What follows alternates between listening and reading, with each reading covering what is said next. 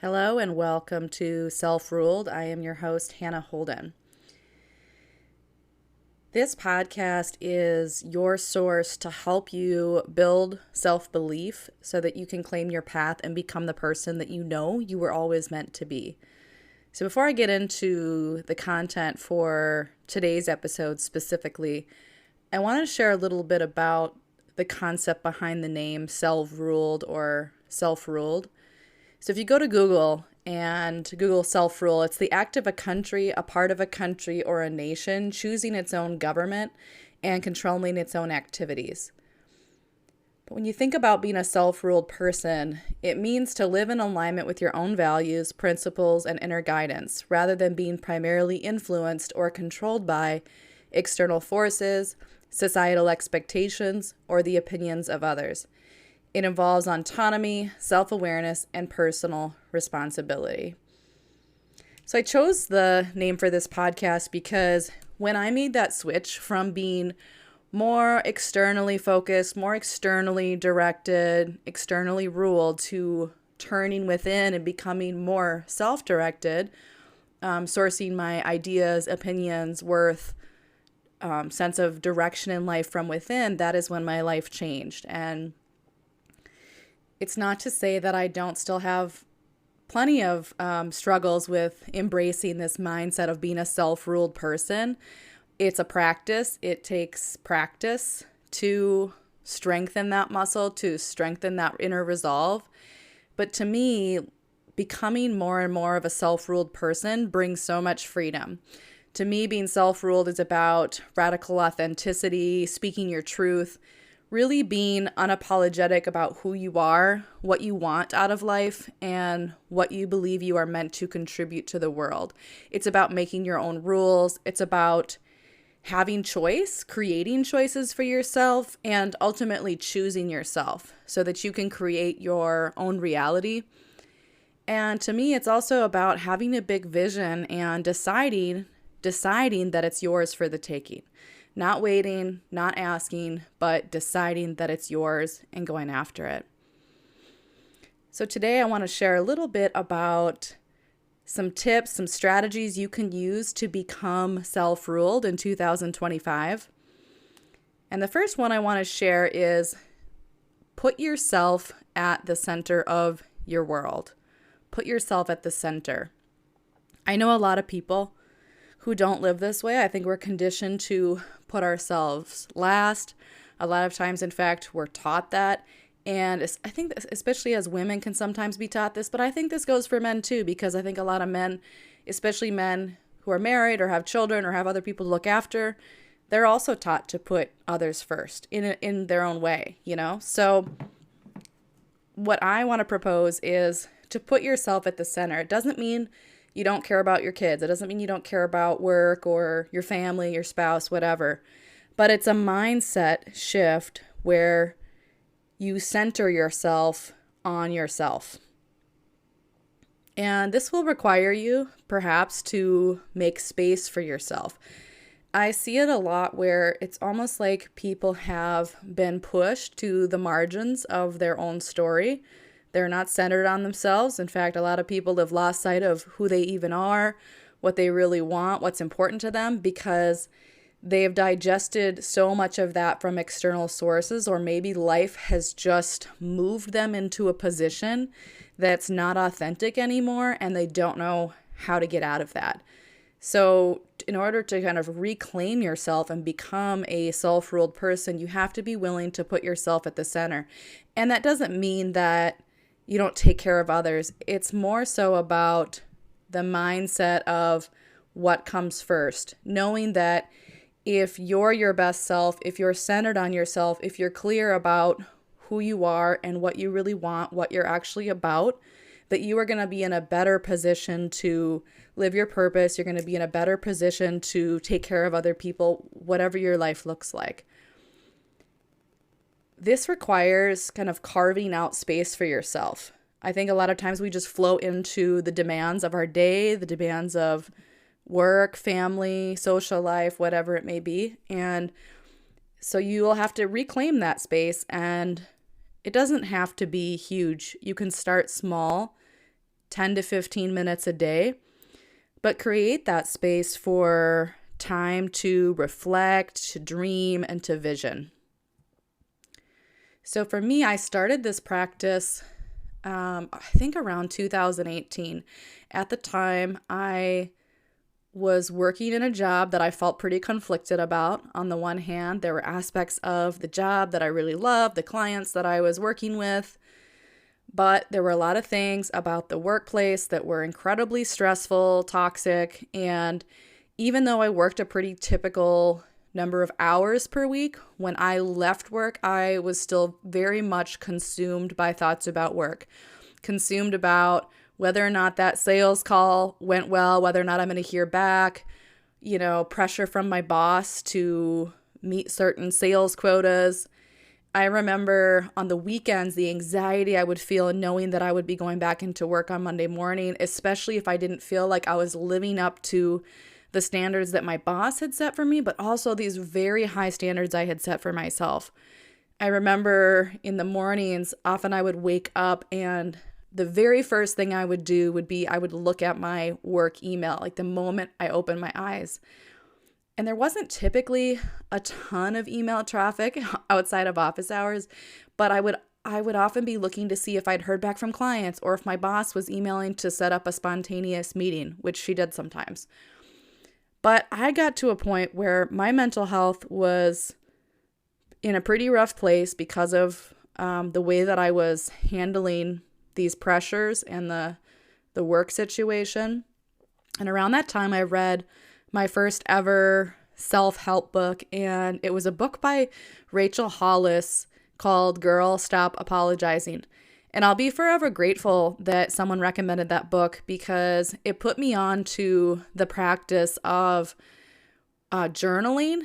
And so I made a new habit for myself. Instead of waking up and checking my work email right away, I decided I was going to follow one of the practices in the book, which was to journal. And the practice she outlines is you journal 5 things you're grateful for. So I would write out, I am grateful for my coffee this morning. I am grateful for roof over my head, whatever it was, 5 things, which of course is getting me into a positive mindset first thing in the morning, not checking the work email, but first thing in the morning when I'm having my cup of coffee, I'm already taking that moment to appreciate what is going well in my life and how much I really do have. And then the second part of the practice she outlines in the book is writing 10 dreams down that you made happen, but writing them in present tense. So they would be I am statements like, I am a homeowner living in my dream home, or I am a speaker, author, and coach running my own business. I am traveling to 3 new countries each year. They could be anything. I am, married to the person of my dreams, my best friend. They could be whatever you want, but you write them down just like that. I am, as if it's already happened in present tense. And that practice, let me tell you, changed my life. It was not the only thing that changed my life, but it was that first seed, because when you take the time to carve out even 15 minutes for yourself when you first wake up with your cup of coffee, or if you can't do it then, maybe you go to work early and you decide I'm going to sit in my car for 15 minutes before I go into work, whatever it is, you are sending a signal to yourself and out into the universe that you are important. You're valuable, you matter, you have dreams, you have ideas, and they are beyond, these dreams and ideas are beyond your current situation. This practice was life-changing for me. Since then, I've been doing it. I can't say that I do it every single day, but I am pretty consistent. I have gone through journal after journal after journal, and it has been so exciting to see all of the things that I've written down come true over the years. And some come true faster. Others will take years to see them fully come into being. And over the course of years, that list has changed. As I've changed, my list has changed. But what you're doing when you take that time for yourself is you're planting seeds for the future you want instead of just being so reactive to the present you have. So you're planting seeds for the future you actually desire, not just swallowing up maybe some of the anxiety you have about your current situation. So the next one that I want to talk about is to figure out what you really want. To figure out what you really want. This is huge. It's also so amazing to me how we lose sight of this. We get caught up in life. Maybe we go to school, we get that first job. Maybe it was the opportunity of a lifetime, or maybe it was just the only buddy who was offering a job. And we end up on a trajectory. And a lot of times we just kind of move from, life moment to life moment, whether it be the job, the relationships, where we want to live. It could be anything. And we almost kind of get on autopilot and we're just kind of leaping from stone to stone, right? But we've never really paused to think about what is it that we really want for this life. And that's where that creating that space for yourself is so important, because if you don't create space for yourself, you don't carve that time to think about these things, to work on your relationship with yourself, you will always just be responding to the opportunities that present themselves in your current reality, not necessarily mapping out a future reality that can exist. So I want to ask you a question. If your life were to look exactly the same as it does now, 1 year from now, 5 years from now, how would you feel about that? This one hits me because a lot of times, like I said, we are just on autopilot and the years stack up. And until we become conscious creators of our reality, a lot of our years can stack up and look pretty similar. We may see some changes because life changes, but it may not be changing in a way that we're really happy with. It might just be that we feel like things are happening to us. So if you want to see something different this year, next year, you want to start to plant those seeds and shape your future, you have to think about what it is that you really want. Who do you want to be? How do you want to live your life? What would your perfect day be? I have asked this question in the past to coaching clients and had them think about their perfect day, and I've thought about it for myself. And sometimes people are so shocked when they really are honest with themselves what that perfect day would be. It's not what they thought. It's not necessarily the stereotypical markers of success or even the current lifestyle that they're in. It's something completely different. But it's a really good question to think about. What would your perfect day look like? Your perfect week, month, year? And please know, identities change over the years. I'm not the same person that I was 10 years ago, 20 years ago. How I saw myself and what I thought I wanted in my life has evolved since then, especially since I made that shift from being more externally focused to going within and really learning to build a relationship with myself and listen with myself. Then I became more awake to myself, and my ideas about my life and who I really am shifted quite a bit. I remember the years right after the military, I was really thinking about doing something like international, more like humanitarian work. And now I know that it's possible there could be threads of that come back in my career, but I know that I'm where I'm supposed to be. Personal development is my passion, and that's where I want to be right now. That's who I am. So I want to recommend another book that I listened to back at around that same time, and it's called The Life Visioning Process by Michael Bernard Beckwith. And in that book, he really asks you questions. There's, I think, meditations and visualizations to really get you thinking about who you want to be. Who do you want to become?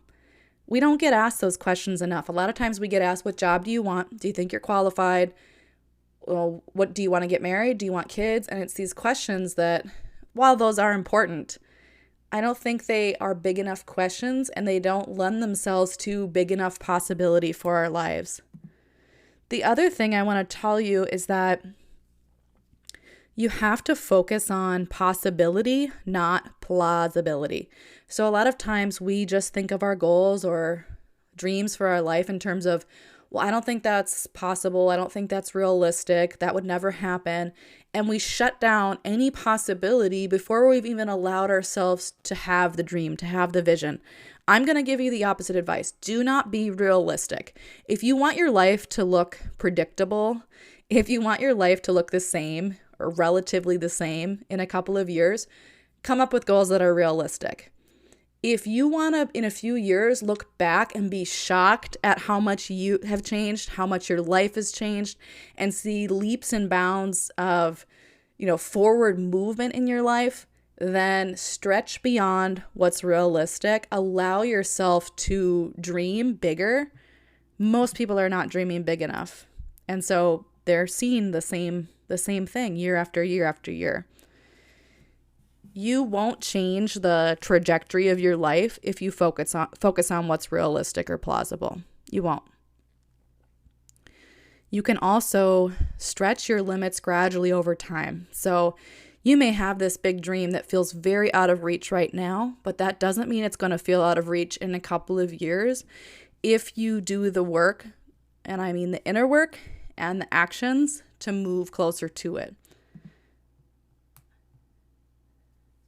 Something else you can think about when figuring out what you really want is think about, who do you look up to and why?